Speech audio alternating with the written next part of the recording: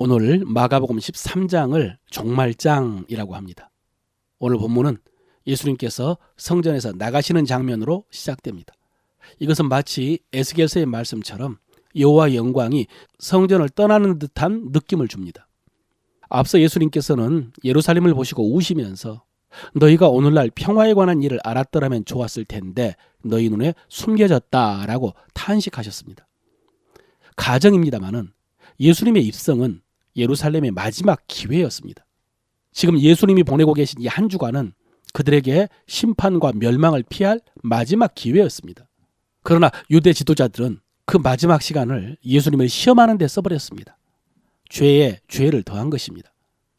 이렇게 예수님은 성전에서 나가시는데 제자들은 예수님 앞으로 나와서 성전의 돌들을 좀 보시라고 어마어마하지 않느냐라고 하면서 놀랐습니다.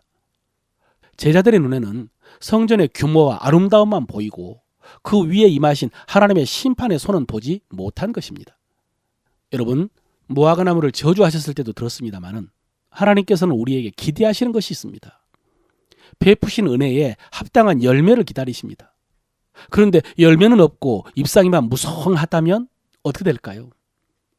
또 다들 교회를 세운다라고 하는데 세울 때 조심하라고 했습니다. 하나님께서 그 세운 것을 불로 시험하실 때 아무것도 남지 않으면 해를 받을 것이라고 하셨습니다. 또 우리 몸이 성령이 거하시는 성전인데 누구든지 하나님의 성전을 더럽히면 그 사람을 멸하신다라는 말씀도 기억해야 됩니다. 제자들이 성전의 규모와 아름다움에 감탄을 하자 주님께서는 분명하게 예루살렘 성전의 멸망을 말씀하셨습니다. 내가 진실로 너희에게 이르노니 돌 위에 돌 하나도 남지 않고 다 무너뜨려지리라. 그리고 성전을 나가서 감람산에 앉으셨을 때 제자들이 조용히 와서 어느 때에 이런 일이 일어날 것인가, 그때 무슨 징조가 있을지를 물었습니다. 그래서 가르쳐준 말씀이 이 마가복음 13장의 종말장입니다. 여러분, 내일도 살펴보겠습니다마는 여기 예수님께서 말씀하신 종말의 말씀은 이중적입니다. 무슨 말이냐? 앞으로 AD 70년에 있을 유대 반란으로 인한 예루살렘의 멸망을 예언한 말씀과 주님이 다시 오시는 우주적인 종말의 말씀이 섞여 있습니다. 그렇기 때문에 우리가 이 말씀을 통해서 종말에 대해서 알아갈 때에 조심해야 되는데 그 중에서도 날짜를 알려는 오류에 빠지지 말아야 됩니다. 왜냐하면 다른 종말의 말씀도 마찬가지입니다만 이 기록된 말씀들이 종말의 날짜를 알려주기 위해서 기록된 것은 아니기 때문입니다.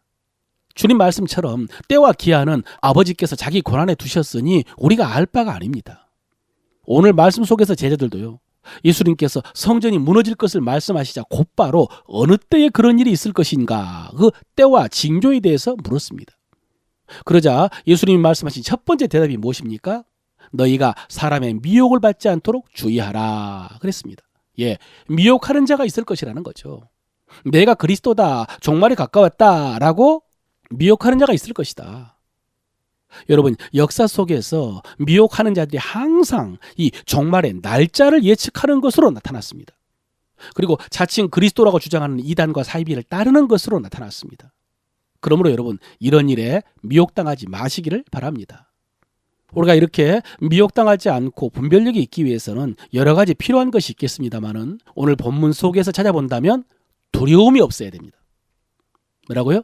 두려움이 없어야 됩니다. 7절에 난리와 난리의 소문을 들을 때에 두려워하지 말라라고 했습니다. 이 종말에 대해서 두려움이 없다라는 것은 믿음, 확신이 있어야 한다는 말씀입니다. 여러분, 종말의 때에 사람들이 왜 두려워하겠습니까? 오늘날에도 사람들이 왜 종말의 문제 앞에서 미혹당할까요? 확신이 없어서 그런 것입니다. 하나님에 대한 확신이 없고 자기 믿음에 대한 확신이 없어서 그런 것입니다. 구원에 확신이 없는 것입니다. 또 주님께서는 환난에 대해서 말씀하셨습니다. 마지막 종말에 앞서서 대환난이 있을 것이라고. 창세로부터 지금까지 이런 환난이 없다 할 정도로 큰 환난입니다. 여러분, 사실 이 환난을 누가 당할지는 잘 모릅니다. 그 대상이 유대인들일지 아니면 우리 성도들일지 정확히 알 수 없습니다. 제가 판단했을 때는 유대인들이 그 환난의 대상일 것 같습니다. 왜냐하면 유대인들은 아직도 예수님을 메시아로 받아들이지를 않습니다. 그들의 생각이 바뀌기 위해서는 이런 엄청난 충격 내지 반전이 있어야 되는데 그것이 바로 이 대환란이지 않을까 하는 생각을 해봅니다. 그러나 정확한 것은 아닙니다. 우리 살아있는 성도들이 대상일 수 있습니다. 저도 어렸을 때 종말론을 처음 들었을 때 이 환란이 두려웠습니다.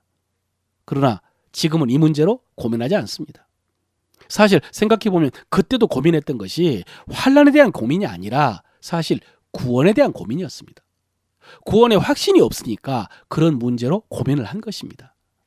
그런데 지금 구원의 확신을 갖고 보니까 이제 고민할 필요가 없는 이유가 주님이 우리를 그 환난 가운데서 건져주실 것이기 때문이 아니고요. 또 우리가 아니라 유대인들의 고난을 당할 것이기 때문이 아니고요. 그 환난이 우리 구원에 아무런 영향을 주지 못할 것이기 때문입니다. 여러분, 그것이 주님이 우리를 구원하시는 과정이라면 아무리 큰 환난이라도 문제가 되지 않습니다. 그것이 우리를 연단하는 과정이든지 유대인들을 마지막으로 구원하는 과정이든지 아니면 대적들을 심판하는 과정이든지 아무런 문제가 안 됩니다. 왜냐하면 하나님께서는 우리 믿는 자를 위한 손길을 펼치실 것이기 때문입니다. 건져주심이 필요하면 건져주시고 그 기간에 단축이 필요하면 단축시켜주시고 이렇게 택하시고 사랑하는 우리를 위해서 하나님께서 이 일을 할 것입니다. 사망이나 생명이나 천사들이나 권세들이나 어떤 피조물도 하나님의 사랑에서 끊을 수 없다고 했지 않습니까? 그러므로 여러분 우리는 요동하지 말고 불안해하지 말고 그 모든 것을 하나님께 맡길 필요가 있습니다. 또 주님께서는 너희가 난리와 난리의 소문을 듣겠으나 두려워하지 말라라고 하시면서 이런 일이 있어야 하되라고 말씀하셨습니다. 이런 난리와 난리가 하나님의 구원의 역사 속에서 필요한 과정이라는 의미입니다. 이런 일이 있어야 하되 9절부터 보면요.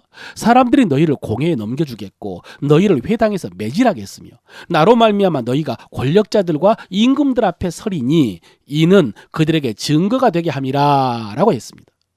여러분 조금 전에 대환란과 마찬가지로 우리가 공회에 넘김을 당하고 매질을 당하고 재판을 받고 이런 일은 두려운 일입니다. 그러나 걱정하지 마시기 바랍니다. 그런 환란이 하나님과 상관없이 일어나는 일이 아니고요. 그 환란을 통해서 복음이 증거되는 기회가 될 것이기 때문입니다.